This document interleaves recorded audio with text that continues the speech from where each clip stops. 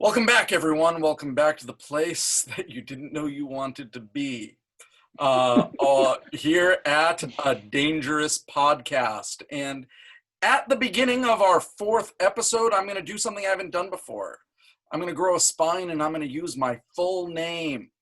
I found the courage. Why are we making such a big deal out of this? You guys are ruining. You were the one who's ruining rudimentary operational security. Is all I'm saying. That's all I'm saying. No one will ever know your name. It's rudimentary, but you guys lost your minds, and you know. Now that we're hosting a dangerous podcast, no one's safe anymore. So I'm saying this out. I am safe in this bug crew. Thank you very much. It's very brave of you, Ian, now that everyone can see you on video, that you're going to use your name. I'm Posting it out to everybody on Facebook who knows you, that you're going to use your last name. Very brave. So I am Ian Alley Seals, host of A Dangerous Podcast. And I am here with all of you beautiful, intelligent, and dangerous hosts. Introduce yourselves. Hi, I'm John Carrier. He's not afraid. I'm Ray Caldwell. She's fearless. I'm Jason, still using last name redacted. He's a coward. Us internet people know better. My name is Jules. Jules. And I'm from the internet. We don't use our last name. So everyone, welcome back to A Dangerous Podcast, episode 4. And remember, this is the podcast that was birthed from our viewing experience of Lou Diamond Phillips' A Dangerous Touch. And we have a beloved tradition, beloved by all of our viewers and listeners. Sorry, viewers and listeners. We're going out all over our live television, as they. I'm going to say that it's television. But this is a way for us to remember what brought us here. Our patron saint, Lou Diamond Phillips. And every week we come out with a little bit more trivia that I know you've all done. I know you've done the work. And so Jason, what do you have for us this week? All right, Lou Diamond Phillips' net worth is $6 million. He also has come on. Well, just today, read the Wikipedia page. This isn't like read Lou Diamond Phillips' Wikipedia page, Jason. Did you factor in the Plus, Bitcoin? he is not worth $6 million. I fucking guarantee that. He is worth that much money. Jason is correct. But and it only gets more. It only he That's what it says on the internet. I mean, you know what it says on the internet? It says I was the bass player for this band called Murphy's Law. Like, I used to like this band, and this is like an experiment in Wikipedia. Like 10 years ago, like they had 1 million different players, and I went into Wikipedia, and they were listing all the bass player, all the band members, and I put myself in there. I wrote Genghis John Carrier. And then 10 years later, I went and just recently I went, and I'm still there. John, there's a reason for that. You're part of the band. Yeah, I'm not part of the band. No, I'm you part are. of the Wikipedia page. That says you are. In any case, Ray, what have you learned about Lou Diamond Phillips? Well, he was married in September 1987 to a woman who decided she'd rather be married to Melissa Etheridge. Why do you have to bring that up? I'm just saying. Why do you have to avoid Basically, that? it's like you have Lou. What I'm saying is you have Lou Diamond Phillips, and you're like, I'm done with men after that. You avoid that topic like the plague. What's up with that? Like, we can talk about anything except Lou Diamond Phillips' divorce. When we saw A Dangerous Touch contemporary to its release, that was like at the top of our minds, because essentially like that. And let me tell you something. What I wouldn't give right now for that being the biggest story that ever happened. You know what I mean? At that moment, that was like the biggest fucking news in the world for reasons I can't possibly comprehend. But I would go back. I would like that. It was a gentler time. It was a gentler time. Not for Lou Diamond Phillips. It was terribly traumatic. But in any case, so I'm going to say, this is in all seriousness, where does his name come from? Well, Lou Diamond Phillips was named by his father after highly decorated gunnery sergeant Leland Lou Diamond, U.S. Marine, enlisted at age 27 in 1917, fought in both World Wars. Lou Diamond Phillips is an American treasure named after an American hero. Lou Diamond Phillips fought in 0 World Wars. Well, the Dakota Wars. He's more of a lover, not a fighter. But his contribution to American history is way beyond anything he could do in the military. Some people have to serve by not going into the military, Jules. They need to stay home and contribute. I see. So, He Jason, had Keep the home fires some people- burning, if you will. Listen, some people serve in the military, some people serve at Whataburger. John, he didn't just serve, he led.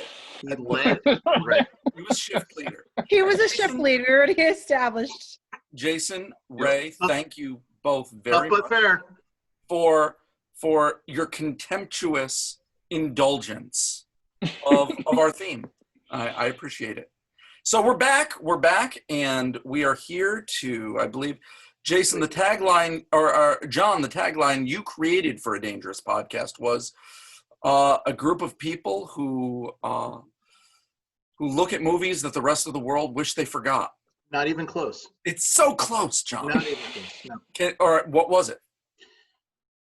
It was 4 guys who review movies the world wanted to forget. 4 guys and Ray. Or 5 guys.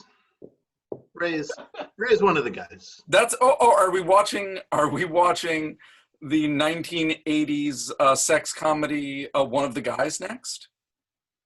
I don't think we can handle that. No. Okay, so every week one of the gang chooses. Hey, we got a comment. Wait, week. hold the phones. We got a comment. Tito Royo. Hey, Pito. Hey, He wrote Pito. Manos or Riot. Let's Not discuss that for watching 2 hours. anything Manos. Nothing. That's covered ground. That's covered ground. But I anyway, agree with Ian on that one. Ray jumped in last week and chose our topic. This live thing is going swimmingly, I just have to say. Here you go. Thank you, Pito. Thank you. So our topic for today is the adaptation of the classic video game Super Mario Brothers, and I'm talking about Super Mario Brothers, the movie. Now we got a lot to unpack here, so let's go with our standard structure of let's discuss the bare bones of this film, then let's just rip those bones apart like they're decaying dinosaur parts. Let me go meta for 1 minute here before we start, because I think it's really important in this particular case. Please do. Because every possible criticism of this movie, or every possible piece of it that maybe people didn't like, or the rest of it, is a simple consequence of deciding to make a live action Super Mario Brothers movie in the first place. There's they did nothing wrong. It's just once you decide, well, we're making a Super Mario Brothers movie, you have all these impossible questions to answer, and they did the best they could. You know what I mean? And they did so, and so it's way kind too of understanding. Hmm? They did. Is that your impression from this fucking movie? Is they did the best they could? Really? If somebody calls me up and says, "Will you make a Super Mario Brothers movie?" I say no, and I would hang up the phone. They're gonna give you. They're gonna give And if you I had to $40 do million, and you're not gonna hang up that phone. what the hell are you going to do? Nobody, If I'm telling you right now, take the no money one in and this make a movie shitty made movie. $40 million. Not one person made $40 million. But we're getting ahead of ourselves. Okay. I actually have a point that is very similar to that, which we'll get to in a little bit. So Okay. I'm going to, Jason, Yep. you Wait, watch. before we get into any of this, Right. wait, go ahead. I'm sorry. Yes. So, and I need to ask that. I actually need to ask the gang if we've watched the movie at hand because of the Why? legacy of John Because of Terry. who? Because of you, Because of John. what? Because of you. Because Go on our ahead, say it. inaugural episode, you didn't watch it. So now I need to check. So, I- Jason, I You feel don't need to singled out check. here. You don't need to check, because that time I knew he hadn't watched it. You know, I re-listened to the first episode, and it was amazing it was how you It was like psychic. I mean, that was like some fucking what was who was that psychic lady who used to do those commercials? Miss Cleo. Miss That Cleo. was some Miss Cleo shit right there. He zeroed in on me, and it's just like, John, did you watch this movie for no reason? So That's really in a weird. way to test all of us, let's kind of go by sections right now. So Jason, Okay. start us off. How, and we're right now, we're just going the bare bones, the spine, the structure of this piece. Take us away. How does Super Mario Brothers, the movie, begin? With 8-bit graphics of dinosaurs explaining the history of the dinosaur idea in this movie that really had nothing to do with the game. This is true. We could have started anywhere. We start with 8-bit animation. Who's familiar with the game? Jason, I think you're somewhat familiar with the game, right? I'm more than somewhat familiar with it. I Okay. used to absorb myself into Mario like constantly when I Wonderful. was a kid. So you really were able to absorb how shitty this movie was. That was the thing with me is like, Yeah, I used to actually, I watched this movie like a lot when I was younger, and I used to like it then, and I haven't seen it in a long time, and now I watch it from an adult perspective. And Guys, we'll get into it, on. but a lot different. Hey, we're not reviewing it yet. We're just Yeah, guys. You have to no, no. assume, sharing. you have let to me ask the other three. that the people who are listening or watching right now have not seen this movie, and it's good that they didn't. So we need to No. You know what they've seen. You know what's seen it? what the film is. So yes, we begin, as you said, with an 8-bit animation in prehistoric times. And what do they set up? What's the exposition that they set up here, Jason? It was that dinosaurs ruled the earth, and until a catastrophe happened that caused them to be pushed into another dimension. Yes, I believe the meteor hit the earth so hard that it split the earth into 2 dimensions. Jules, you're a scientist. That's how it works, right? Let's not pick this apart like it's Lawrence. You're right. Okay. And so then that takes us into modern day. Ray, do you want to take us away after that point? Yeah. How do we meet our heroes, and where does our story go? So after they're done, doing the, kind of connection to, dinosaurs on Earth, and the meteorite hits. And according to the lore of the movie, once the meteor hits, there's 2 dimensions that are created. We open up to woman frantically carrying some sort of like space module. You don't know what it is, running around in, New York City, frantically kind of like running away from something chasing her. And she drops off this little pod in front of what you discover is some doorstep, which ends up being a church doorstep. She's running through Manhattan into this cavern. You see this cut to the scene where the nun opens up the door to this pod and brings it inside. Strange looking kind of vessel, and almost looks like the Baby Yoda kind of like weird pod that you might have if anyone's watching Mandalorian. And the mom runs away is intercepted by Dennis Hopper as King Koopa in this film. And the roof kind of caves in on her, everything crashes down, and then they're gonna segue to 20 years into the future, to the 2 wild and sexy plumbers that are the stars of this film, right? Bob Hoskins as Mario, and John Leguizamo as Luigi Mario. Yes. Brothers and business Those partners. are their last names. Jason, back me up. Those are the correct names, right? Yes, those are the correct names. Thank you. And so I think if you said Mario and Luigi, we'd pretty much know who you were talking. Yeah, but like, I'm not Like, friends which Mario and with Luigi them. are you talking about? I want to be formal. Mario. So, all right, we're introduced to Mario and Luigi. Yeah, so these wild and sexy guys, Italian stallions, are just, trying to make their way in the world. And wait, they're the most two unlooking Italian guys you can ever hope to find. John Leguizamo and Bob Hoskins.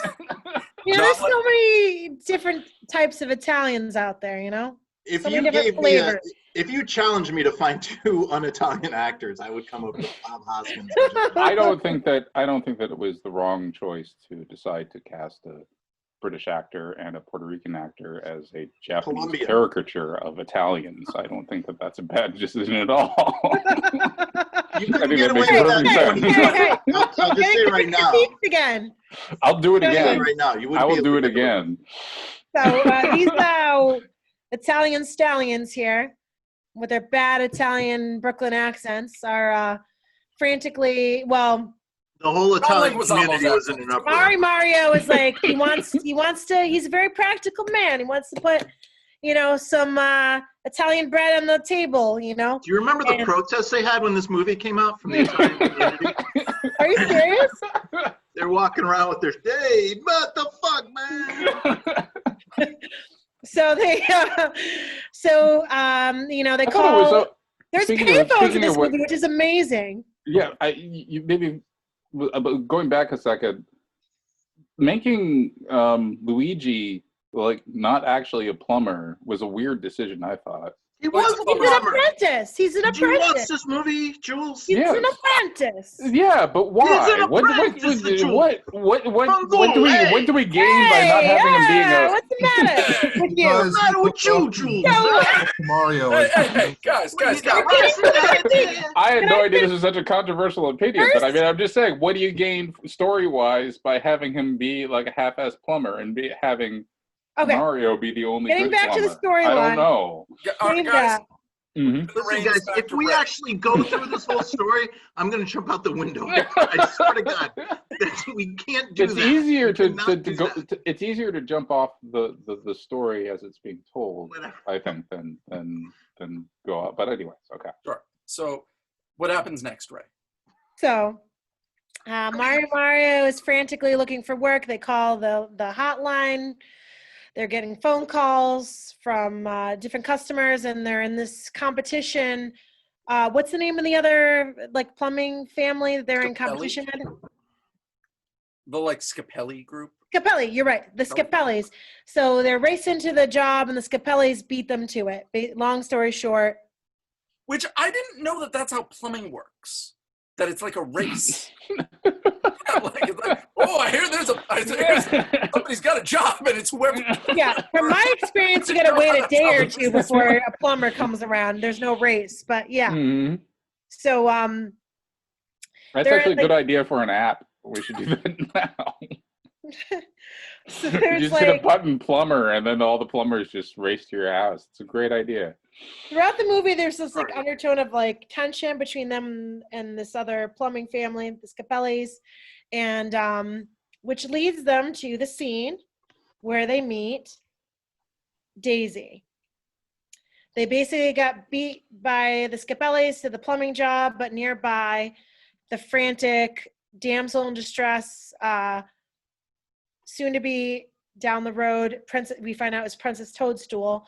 Daisy is trying to, use the same payphone as them as Luigi, to, call for more campus security because she's getting John's bullied and by the Scapelli family, and to finish her archaeological dig, or no, I'm sorry, it's a paleontology dig. There's dinosaur bones that's in the way of the building the Scapelli, this big job the Scapellis are going and getting. And Luigi is just kind of awestruck by her, and kind of he was using the payphone, and he just kind of hands it over to Daisy, forget that quarter he just put in the payphone. And hey, Ray?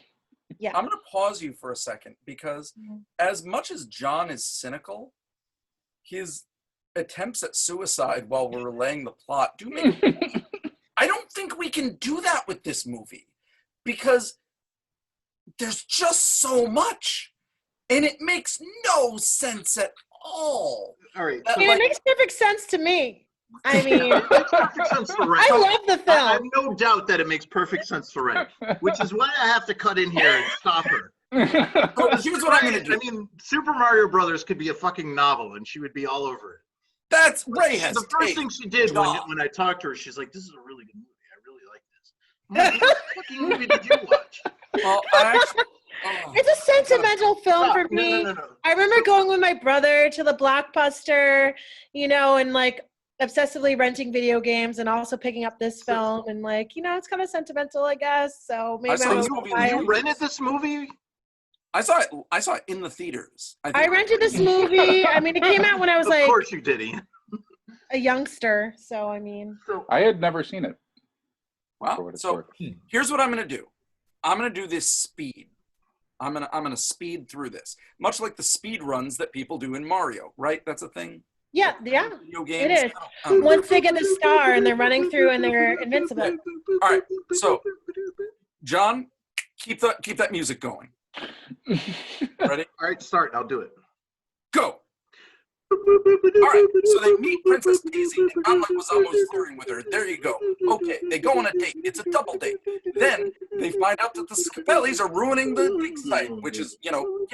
So they go down there to fix the leak, and boom, now they're in a different dimension. It's a horrible dystopian future with people, but the people were descended from dinosaurs rather than apes. Okay, fine. Dennis Hopper rules the place. He's really mean. They need to get this piece of a meteorite, put it in the meteorite, so that Dennis Hopper can then pull it. Dennis Hopper kind of sexually menaces Samantha Mathis, who is Daisy. They're running all over the place. How can we stop Koopa? I don't know. Who has the rock? I don't know. We're going to get together. We fight. Blah, blah, blah. There's a dance party. Bob Hoskins is romancing women. He's Mario. They get jumpy boots. They're jumping all over fireballs. It's kind of like we're in Blade Runner, but it's kind of weird. And so now suddenly we have a big fight sequence. Dennis Hopper gets turned into a Tyrannosaurus Rex. Rawr, rawr, rawr. They fight. They win. Daisy is now, and her father, who by the way was also a mushroom, is now a person. They're together. They're going to rule the Super Mario Brothers universe. That's just what I'm going to call it. Earth 2, whatever you want to call it. That's what they're going to do. Bob Hoskins and John Leguizamo, Mario and Luigi Mario, go back to their own time. And they're sad because Luigi fell in love with Daisy, but, time to move on. And then we end with Daisy coming through a portal or something at the end and saying, Luigi, we need your help again for the sequel that will never come. I hate how you justify these movies like they're just like they have a point. But you're forgetting Oh, right. No, stop. Everyone stop. Everyone. the evolution, the de-evolution, the evolution, ray. There's a ray gun and a machine that I'm going to get a ray gun. Listen. I got the guns right here. Listen. Yeah, you got the guns. All right. John, I hear what you're saying. No, you but don't. There's a problem. Let John rant. What do you want to say? What do you need to say about this movie? I want to ask Ray and Ian and Jules. What is your familiarity with Super Mario Brothers? Pretty extensive, actually. I played the first game quite a lot. My favorite game of the series is Super Mario Brothers 2, which was not actually Super Mario Brothers. It was a random, weird Japanese video game. All right. Anyways, they just put Mario. Okay, right? I know the game, man. Yeah. Okay. Right. Yeah, I was obsessed as a child with. I had Nintendo, I had Super Nintendo, I had N64. All right. So do you know Super Mario Brothers? You played the games and everything. Mm-hmm. Okay. Jules. I just played Super Mario Brothers at my friend's house or whatever. You're that's from all I got. you play the game. You know. Yeah. And everything. Yeah. All right. We've been on this podcast for how long? And not one person mentioned Dennis Hopper playing fucking Bowser. Yeah, Well, they they called did. him Koopa King in Koopa. the movie. Koopa. Bowser. Yeah, that's like It's the Dennis Hopper and cornrows. Yeah. Well, that's how you're Like, supposed to no believe him. makeup, He's been no a dinosaur. He anything. got spikes in his hair. It's No, it's cornrows. Dennis Hopper's in like their It's not answer cornrows. to like It's the weird. protagonist It's like is weird spiky hair. Dennis Hopper in spiky cornrows. Yes. We're glossing all over that, and we're like, well, these two guys. Although, went back this and is what I was forth saying. with What I was saying plumbers. One of them may before. not be a plumber, and one of them may be a plumber. What I'm saying before about having to make a set of increasingly ridiculous decisions once you make the decision to make a live-action Super Mario Brothers movie, they had to make the decision of whether they were going to put 20 pounds of makeup on literally every other person in the movie other than Luigi, Mario, and Princess Toadstool, or were they just going to use, their fucking actors, Dennis Hopper, Fiona Shaw, all these other people that are in the goddamn movie? Are you just right, gonna? I understand a bunch of college kids making Super Mario Brothers would not do that, but a major motion picture, I would expect a little bit more effort. Now, unlike you guys, when I was watching this movie, I was doing my research. I was pulling up these character names. I was pulling up these characters. Oh, to see what they look like, and it's great. I mean, if you were put up, here's another name. Does the name Mojo Nixon mean anything to you guys? Oh, right, he's the guy, right? Yeah, he's the guy. Yeah, he's the Toad. yeah. Mm-hmm. Yeah. Yes. That's fucking. I mean, I'm saying all of these ridiculous decisions follow logically from making the decision to make this movie in the first place. If you don't make that decision, you don't have to make these decisions. We do this every day. There's all sorts of things where we think, oh, should I do this? And then you start thinking about the consequences and you're like, oh, God, that's ridiculous. And then you walk away. I mean, that's what this movie is. Well, but they didn't walk away. It's here. First of all, I have two things to say. Well, they walked away. A lot of cats. Somebody who didn't put it in the movie. Part of the problem here is that we have, in the last 3 weeks, watched A Dangerous Touch, Amanda and the Alien, and Superman 4: The Quest for Peace. Which means when I first started watching Super Mario Brothers the movie, my first reaction was, wow, this is pretty good. Yeah. Like, it's like Stockholm Syndrome. Like, our bar has been lowered so much, so drastically, that any creative decisions, any, like, good lighting, like that opening scene Ray was describing where, like, the mother is running through the tunnels and it's backlit and there's all, I'm like, wow, this is engrossing. No, I mean, it's terrible, but our brains have been melted to the point where, like, I'll take anything of any kind of quality and just latch onto it with fervor. Like, it reminds me. Welcome to my everyday life, Ian. See, you're comparing it to the other movies we watched. I am, because, like, that's all I've watched. It's all I've watched in weeks. When I was watching, how many were you times watching did it take Citizen you to get Kane through this before movie? this movie and went, oh, it doesn't match up. How many times did it take you to get through this movie? So, like, how many times did it take you to get through this movie? One. Oh, okay. So here's the thing. You're comparing it to the other movies we watch. When I was watching this, I'm comparing it to the video game. And what's striking for me is, okay, Jason, you know what I'm talking about. And so, like, what's striking for me is when you play Super Mario Brothers, like, it's bright colors, it's sunny, you're having a good time. And this movie, for whatever reason, takes place in this dark dystopia, like a poor man's version of Blade Runner. Yeah. It literally has the same production designer as Blade Runner. Does it really? It does. I mean, guys, I gotta say.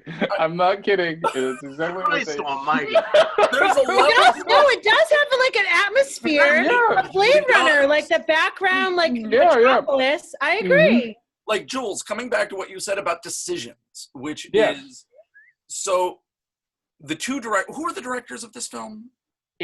I didn't look that far into it, but it's two people. One fact about the two directors: they never made another movie after. That's not true. That's not true.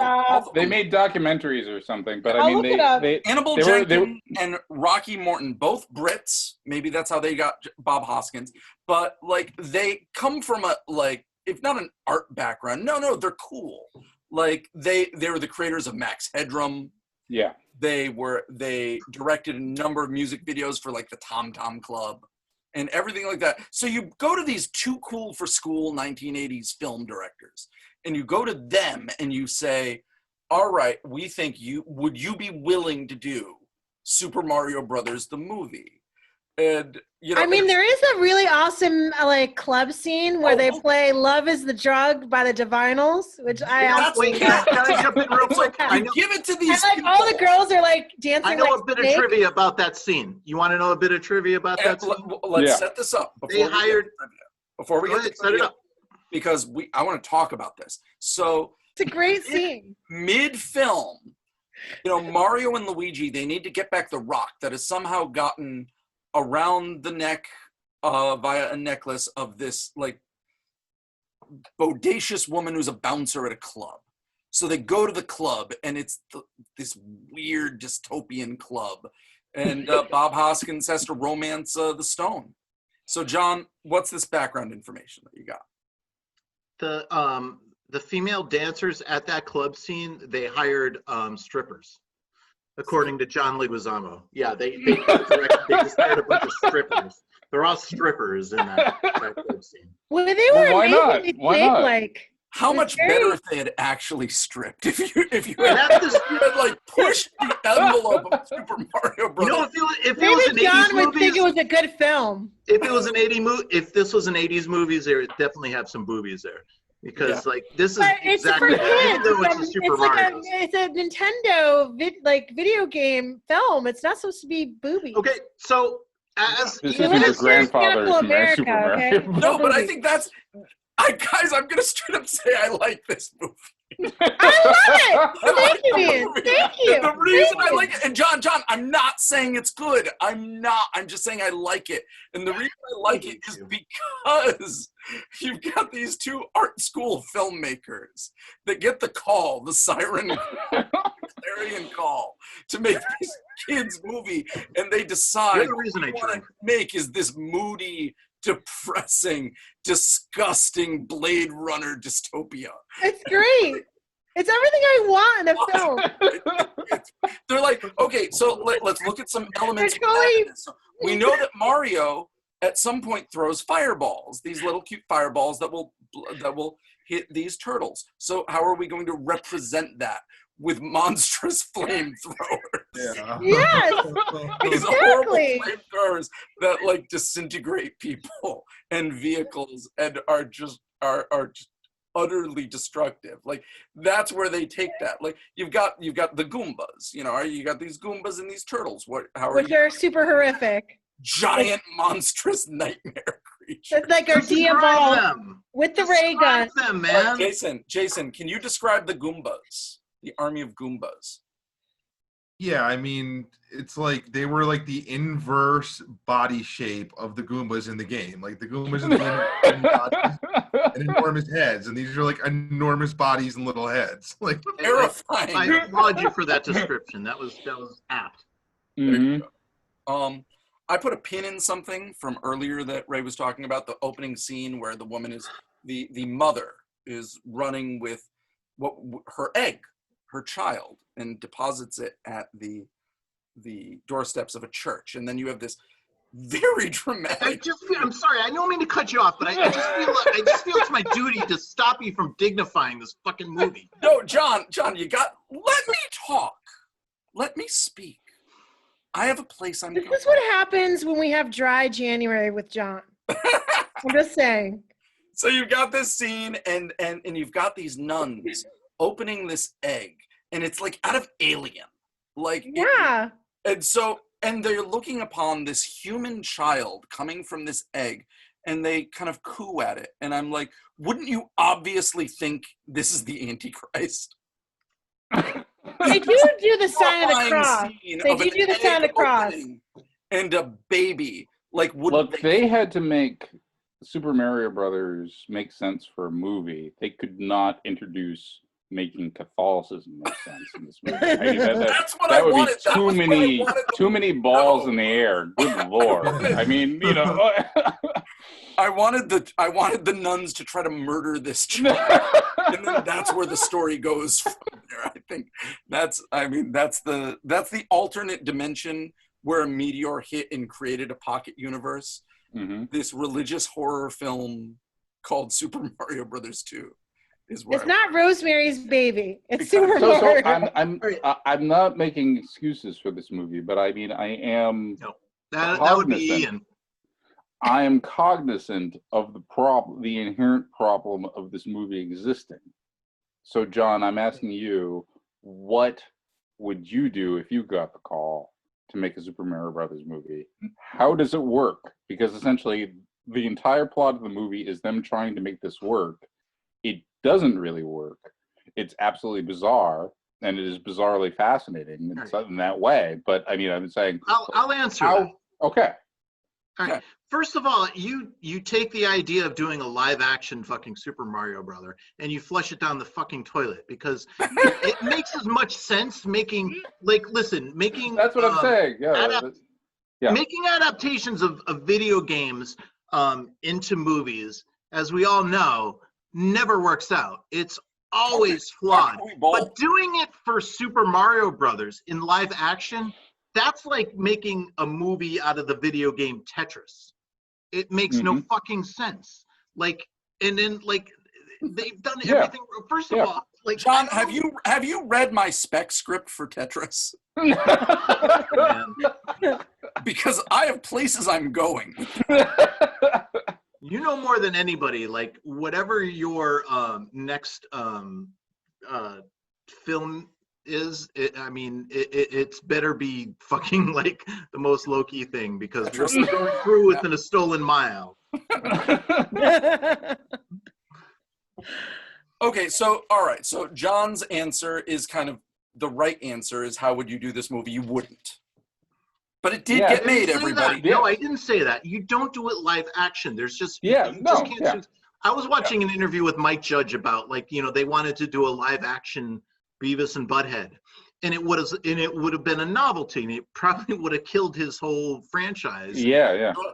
Very wisely said no. That'll be shticky, and it's just not going to work. It's just not what you do with Beavis and Butthead.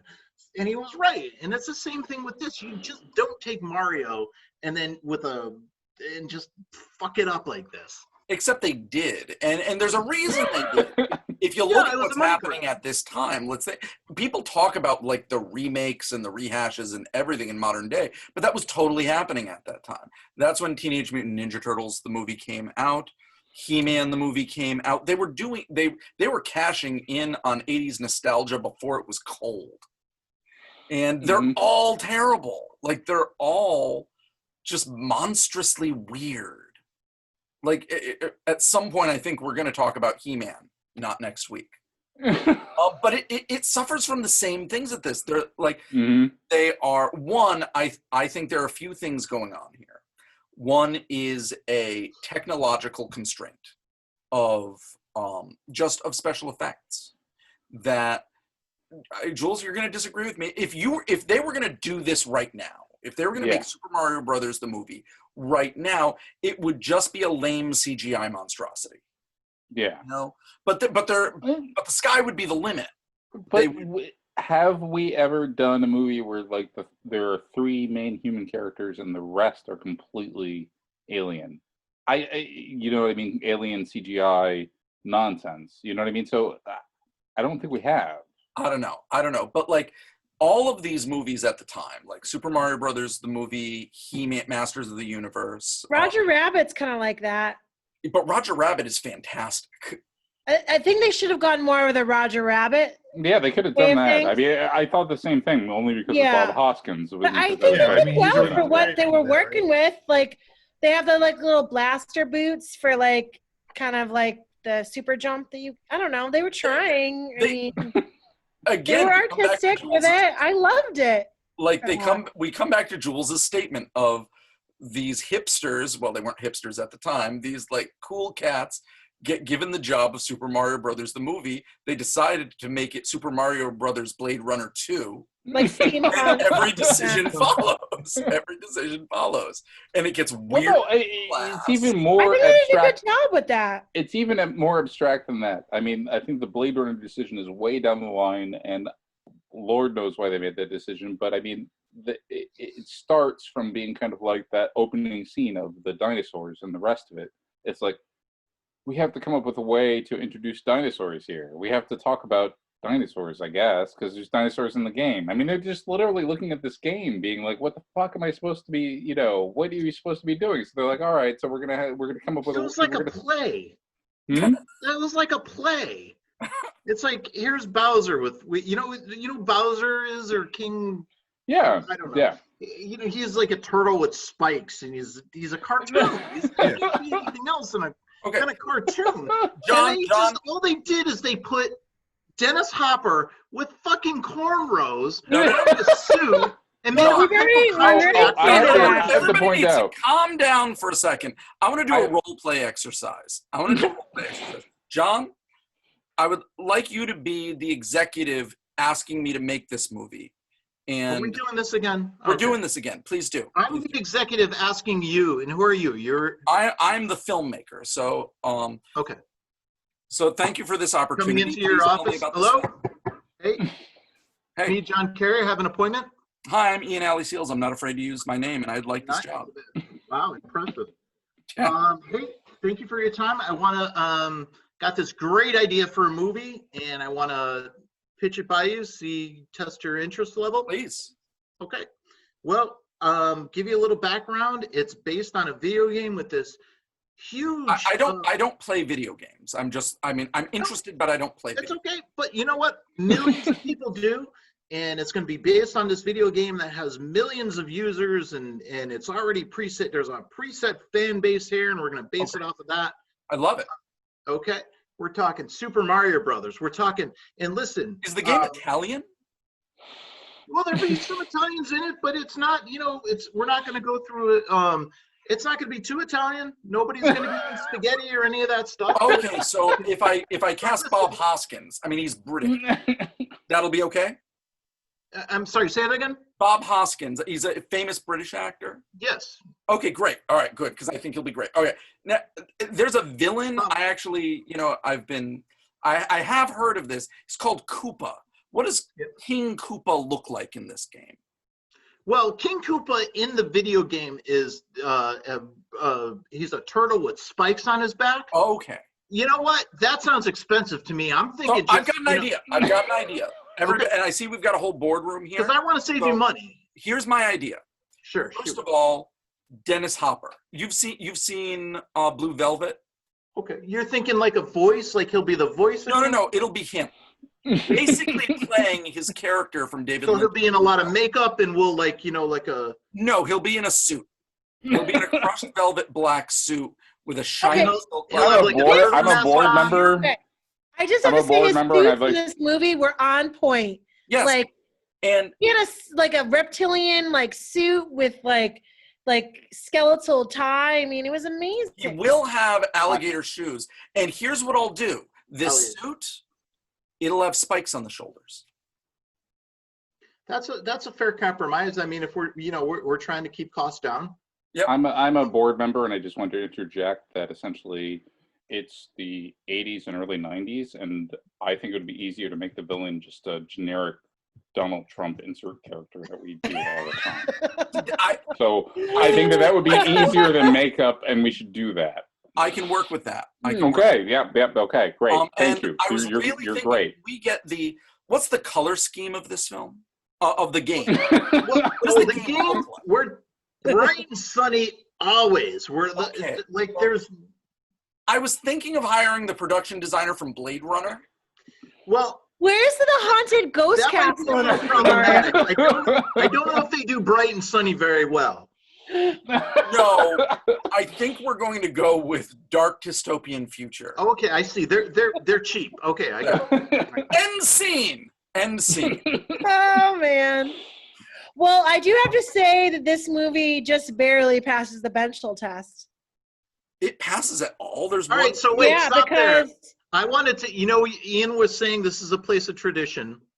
One of the segments I'd like to introduce is to Ray, and the segment is called "Is This Movie Sexist?" So Ray, is Super Mario Brothers sexist or not sexist?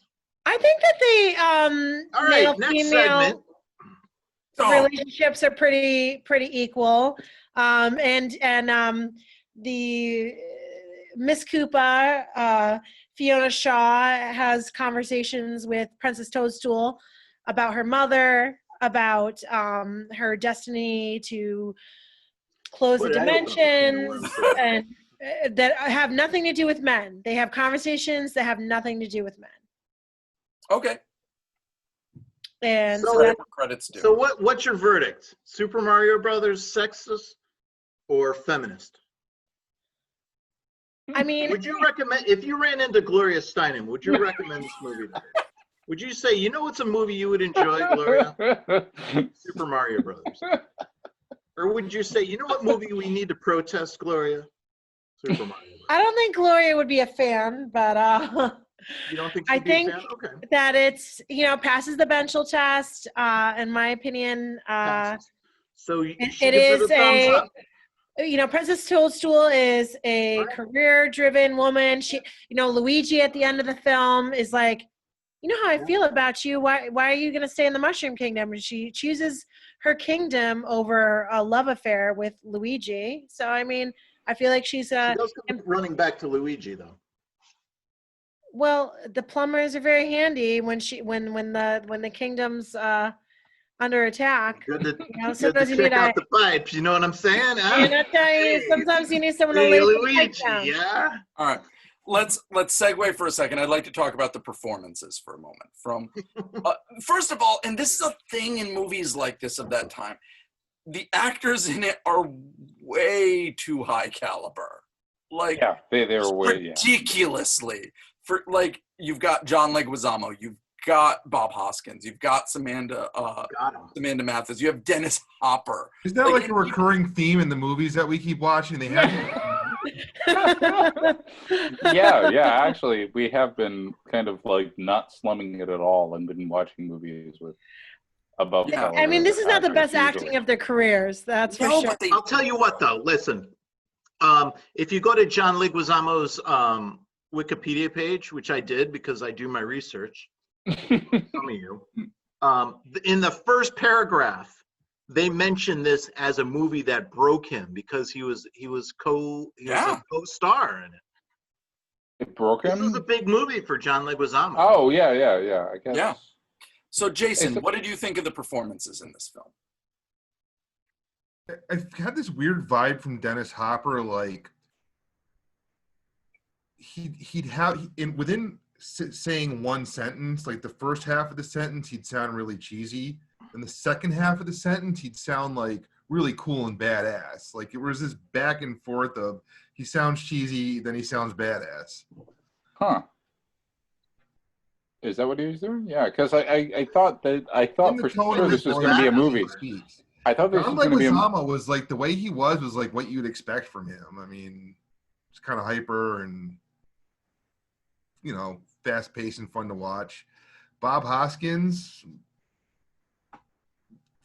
separate from the fact that this is Mario and what we think about the movie, He was the same character as he was in Roger Rabbit, though, Yeah. wasn't he? but it was Yeah. still solid. Like he wasn't like, oh no, like this is cringeworthy to watch or anything. But it wasn't a blockbuster stellar performance. It was just even keel, I do feel like How do you Dennis play Hopper's Mario? on the verge of laughing in certain. I mean, think of yourself as an actor, though. It's just like, here's a role for you. You're a video game plumber. Go with it. Yeah. And you're like this British, highly trained actor, and you're like, all right. And- But he did. I mean, as far as his performance, he did a good job. I don't, who would do a better Mario other than like Captain Lou Albano? I think that's the problem that Captain Lou really. Captain Lou was made for that. I mean, that's the travesty of this whole movie. It's that Captain Lou didn't play Mario. You But know you know that what Captain my Lou was like. You know what my son pointed out? And What's that? I thought it was kind of funny. I watched it with my son, and he he said, like, because he's a big Mario fan and like he's played all the games. And what are you doing when you're playing Mario all the time, whether it's Donkey Kong or anything? You're jumping. And there's that one scene where he had to jump, and it's like, I can't do it. I can't like, jump, Mario, jump. And no, I can't. And he falls on his, oh, it's like, Wasn't there one scene where he kind of like zip lines or jumps down? He doesn't like stomp on the top of the head of the Goomba, but he like kind of flies forward and kicks him in the face. That was kind of almost like when you jump on the top of the Goomba's heads. Yeah. There's one thing that I will say, and again, I blame this podcast for that. I blame this movie that we've been watching. Like, we've had a number of movies here with good actors in terrible movies. But, like, this one really kind of takes the cake with it. Because, especially early on in the movie, like, I really liked them. I liked Mario and Luigi and Daisy together. When you have these actors, they were just fun to be around. Bob Hoskins' relationship with John Leguizamo, it was enjoyable to watch. This is what I hate. That's how I feel about it. It wasn't, even though it was not a good movie, the pacing of it and how they were like, kind of like the way they were energetic was kind of fun to watch. And I think that if this was the first movie we had been watching in this series, I would have been like, oh God, this was just the worst. But after the wreck we've been through, it's like I'm an addict or I'm starving and I'm like, oh, Bob Hoskins and John Leguizamo are being kind of funny. Please. It's like, you know what, Ian? This is like, I love you as a friend. I've known you decades. And the thing I love about you is you're optimistic and you're great. And the thing I hate about reviewing movies with you is you're so fucking optimistic. It's like Super Mario Brothers too, and I can't just shit all over it. No, like, John, I'm going to explain this for a second. All right, you do that. I was terrified of this movie because I saw it when I was a kid and I didn't like it. I had this problem when I was a kid. It's similar to this thing that you just said about me, which is that I always wanted to like whatever I was watching. And so I would like give it always the benefit of the doubt. You were smarter then. I saw Super Mario Brothers. I really wanted to like it, but I remember being like 9 or 10 years old and going, so you watched it now and you liked it? No, but I liked it better than I thought I would. I liked it better than I remembered. I remembered it being just because there's things you like about it as an adult as opposed to when you were a kid. I think some of these ideas are a little lofty, a little too lofty, John. Or like there's like almost like a, it's like a dystopian future. It's like a, there's like kind of like a abstract artistic view of like, Ian, it's have to like suspend your belief for a minute. It's my goal to find a movie that you'll just hate, and I don't think I can. I don't think. What did we just do last week? I don't think there's one out there. Yeah, Ian hated the movie last week. Wait. About the first Superman movies. Is this the best movie we've seen so far? Yes. Yeah. Jason, what do you think? Superman was better. Oh, Superman Quest for Peace is so much worse. No, you're wrong. No, this was much better. No, it had Superman in it. No, it this didn't. This movie is like there's nothing else Superman like it. Let's not get into this again. Fuck you. Jules? Yes. Was this the best way movie? Better. Are you kidding me? This dark ass summer movie. Because I can identify with what John's saying here, because essentially kind of like hitting Superman notes are such high notes that essentially kind of like when done badly, it's more compelling than possibly more compelling than essentially let's do Blade Runner Mario Brothers. You know what I mean? So it's very yeah, I mean, even Superman at its worst, it still had the music, it still had Christopher Reeves, it still had everything you liked from the first movie. A shitty parody kind of cheating. of it. That's kind of cheating. Yeah. But in the last you're going to say that's worse than Super Mario? Carrier defending Superman 4: The Quest for Peace, and I will not have that done in this house. You will not defend that film. Well, you're just gonna have to have it because that's what I'm serving up for you. Oh, So God. make the plate and eat it. I hate it. Okay, and in the last Superman movie, it's like bad cuts of like old like soundtracks for other films. Like this is like an original like It's an 90s It's an goth Alan girl Silvestri soundtrack. score, which we used. We were using Predator by Alan Silvestri to cut Stolen Mile before we have music because It worked really well. yeah, it works so fucking well. It makes every movie better. So I mean, I'm just saying. I mean, John, you're not the only one who brings trivia to this, by the way. I believe the trivia about this film I'm going to bring, according to John Leguizamo's autobiography, he and Hoskins got through the movie by binge drinking. Yeah, that's how I got through watching it. No, I'm just kidding. It's dry January. I've been good, but Really why John is so crabby right now. no. So at this I'm point, right, just guys, loud and crabby when I'm drinking. like if we were in a room, I think this might come to fisticuffs. So let's finish the Over finish this Super up. Mario, really? Apparently, God damn it, Ian! How do I pick a movie with you? I didn't bring this movie here. Here's what I've learned so far. 4 episodes deep, there can't be anything anywhere close to a comic book character. Because you're going to have a deep love for it somehow. And I guess that's bleeding into video games, too. Even I don't care I about was a big Mario. video game guy. I think you're endeared by them. So I got to stay the fuck away from that. What are you trying, John? I've hated every movie we've watched. If this is hate, I would hate to see. This is Ian hate. I want to find a movie you hate, like a normal person hates. Oh, so what we've created now for this podcast is an ongoing plot. yes, that's good. We've That's good. created a narrative People now. will be. Yes, right. We're getting to know Where this goes. So let's have some final thoughts. Anything about this weird movie that sticks with us. Jason, what can you give us? It was not Super Mario Brothers, the video game. Like, they really just did not stay true to it. They ran in their own direction, but it was. I almost hate to admit that it was fun to watch, and Jason. they just got all the details on the game wrong. Yeah, why am I getting all this hate? In the Jason back of my Lang mind. likes to He's at least quiet about it. I'm sorry, Jason, I cut you off. What was the last thing you just said? Oh, and they got all the details of the video game wrong, and that was just constantly in the back of my mind through the whole time watching it. Like, if I remember correctly, Luigi had a mustache. Koopa is what they called the villain in Japan. He was called Bowser in America, but for some reason they called him Koopa in the game. Right. He changed names midway through the movie.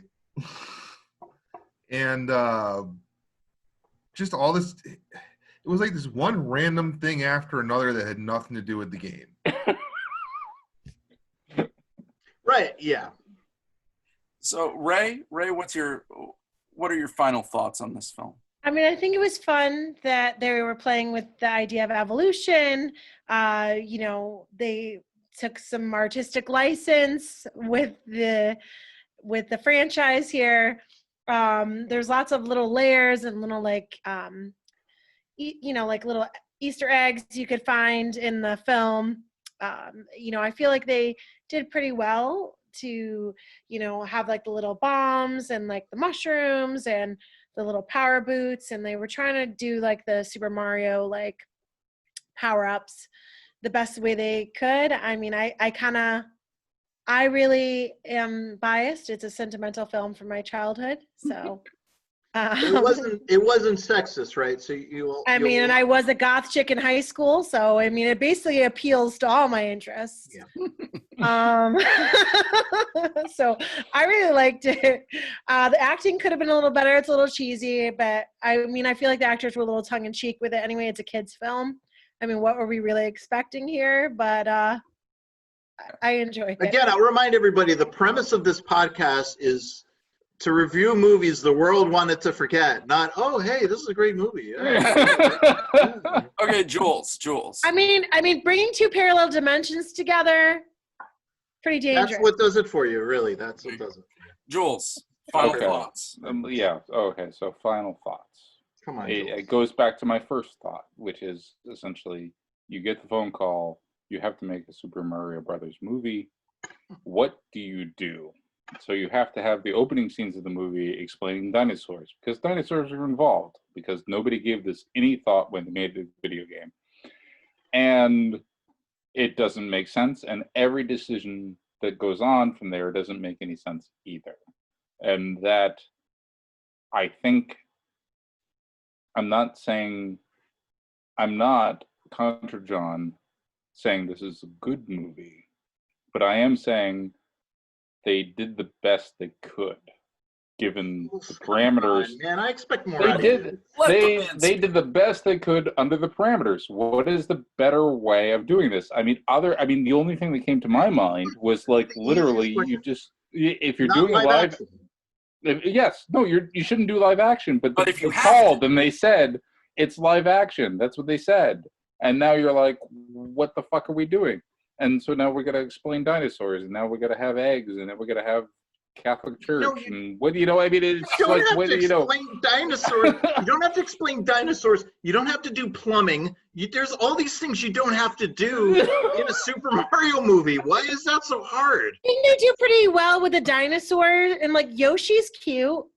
I mean, good Lord, how many millions of dollars did they spend on that fucking Yoshi puppet? Because that was really good. I know, he was adorable. Good Lord, that was insane. Okay, that was Jurassic Park quality, right? Yeah, that was insane. And that's why they strap a harness on it popped out and attacked, Miss Koopa.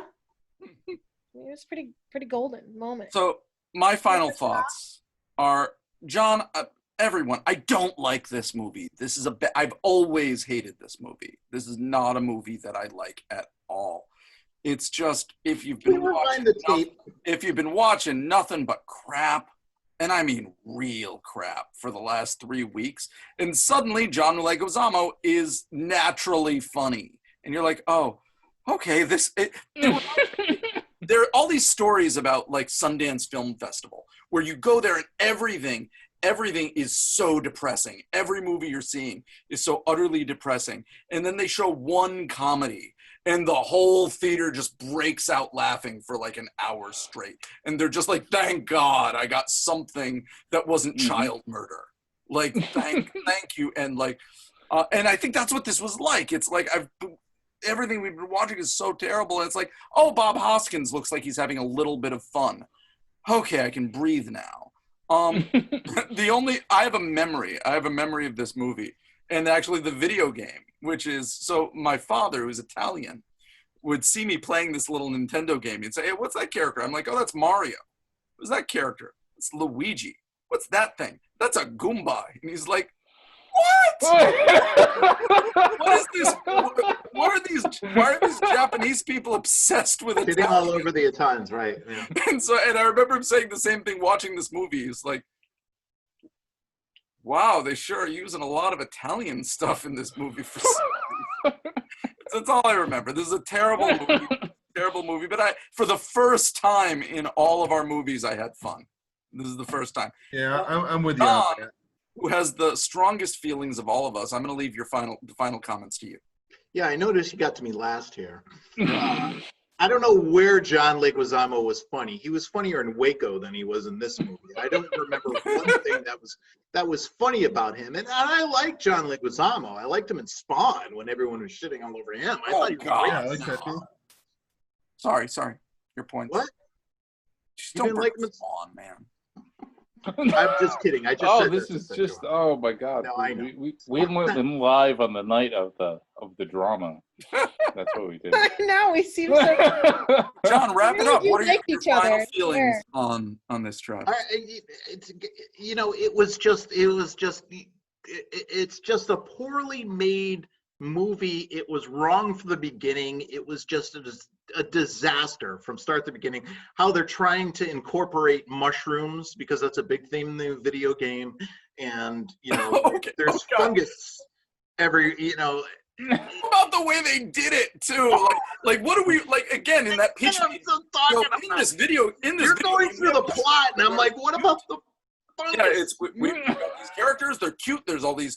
I liked it from like a mushrooms. scientific perspective. It's kind of like Yeah, in a forest, like there's lots of mushrooms and they're communicating and yes, but Ray, like, I'm sorry, like It's a like mushroom in looking- Super Mario Brothers is this cute, like, little clean thing, and they're like, well, how will we introduce that?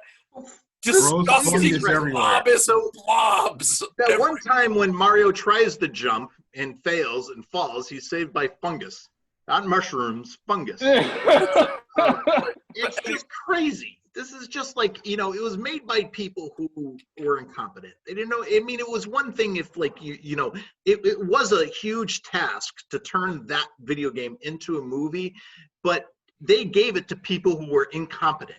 Yeah, they And gave it to people who never played the game and just like read about it or something. Or maybe didn't care. I'm sure they Yeah. looked at the game at least. I think Oh. Nintendo themselves were involved. I think like they had plans to like make like movies, sequels to this, and then like make movies of Zelda, all the other games and everything. And this just scared them away because Sure. I think it didn't make half of what they put into it. It was a real disaster financially. Yeah. But it was a disaster financially. I mean, if you really think about it, because I mean, they really asked the production to like really do Blade Runner level shit, being like, we're gonna have custom cars, we're gonna have tons of them, and we're gonna have them in an entire city that we're going to build. I mean, it's completely insane. And then they spent no money on digital effects. Apparently, like every digital thing looked like horrible. I don't Meanwhile, they understand. had built like an entire. I mean, it's a weird budgeting allocation. And I read the budget was between like $40 and $50 million. How do they let that money go without accountability? How do they just give it to these fucking incompetent people? John to, like, Carrier make this is shit? advocating that they be arrested. Yes. Not yes. arrested. I just want them fired and never hired for any job John, ever, it's even for a working with fun Lou guy. Diamond Phillips at Whataburger. I just want divorced and fucking dogs hating him, then bit by a dog and then shit on and then just, Tell us how you really feel, John. I mean, it's just So, I don't know. Well, here's the thing. This would not be painless if this wasn't a dangerous podcast. So with that in mind, each one of us chooses the next movie. And Jules, you're up. It was going to be you last week. And then That's right. Ray, Game of Ray, Thrones yeah, style, that's right. took it from you. So, Jules, what have you got for us Jules, next come week? on, Let's- make it good. I've make got it something. Well, though I Don't have let me something. down. I have something absolutely extraordinary. But meanwhile, I can't make us all watch this alone. So what that movie is going to be is when it's my turn and we are vaccinated, and we're going to do that movie, and we're going to do it in the theater, in an actual movie theater, and we're going to watch it, and we're going to deal with it, and that's going to happen. But that's not. So that was my first thought. We're not going to do, because no, it would just be torture. It's But going to be can't we- torture. Let- So Can't we do that? Wait, stop there. Can't we do that at Raw? Like, No, we cannot. No, we cannot. That's not allowed. So, you just don't have I'm pull sorry. to like, no, I don't have enough pull. change the Don't have enough movie pull. and No. So next, so I'm going to fall back on probing the Amanda and the Alien mystery and go with Dead Weekend. We're doing Dead I'm so Weekend? down for We're that. doing Dead Weekend. Oh my That's what we're God. doing. It's on YouTube, so we can all watch it easily. It's no big deal. Okay, So everybody. there we are. So yeah. Dead If you're Weekend. not watching Don't this let me live, down. you should see John Carrier's face. It's- I'm sorry, I You can't. know, I expect more out of you. I really do.